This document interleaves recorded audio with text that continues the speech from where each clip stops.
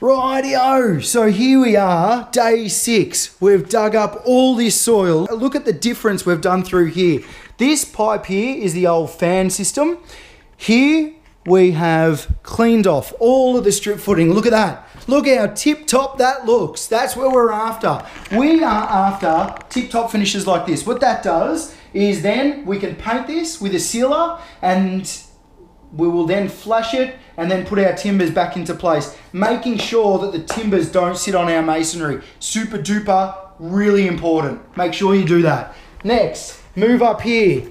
We've dug holes. We're going to re-support where we need to throughout the entire job, all the way through. Super duper, everything's right on.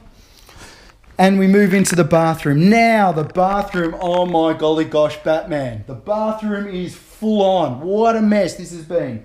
This is a particular job that I'm seeing more and more often from people that watch TV and they reckon that they can just do a bathroom reno, do a kitchen reno, do a home renovation that don't have the ability to understand the materials they're using or don't understand the structure of the build that they're doing the reno in. And these are the kind of problems that we're having.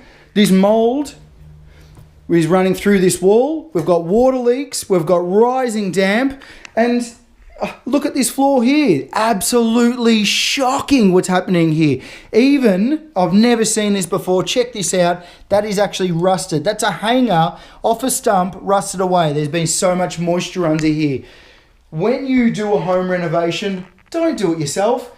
Get a registered tradie, somebody that is top of their class, and get some professional opinion. Make sure you get that professional opinion.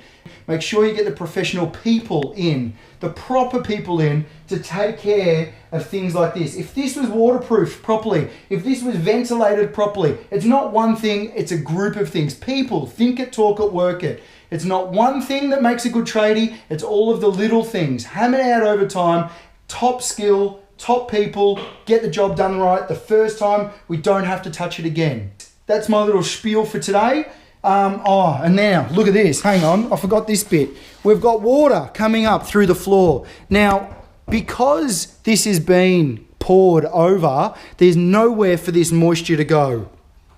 Water in here. Now, this was just dug, and look how much water's in that hole. This is just dug. This has been cleaned out, and this water's only here today.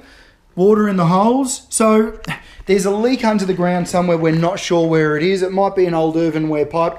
We're going to have to put on our Sherlock Holmes hat and do a bit of investigating and find out what's going on underneath the ground here and why this moisture is coming up.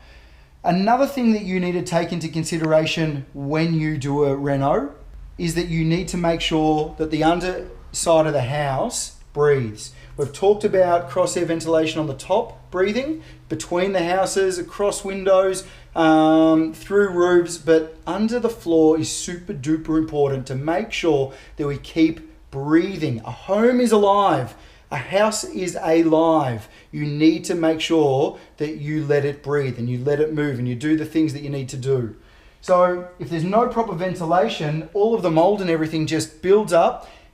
Water being one of the most corrosive liquids on the earth, just slowly eats away at everything. Now this was done going by this kitchen reno and the plaster that I found.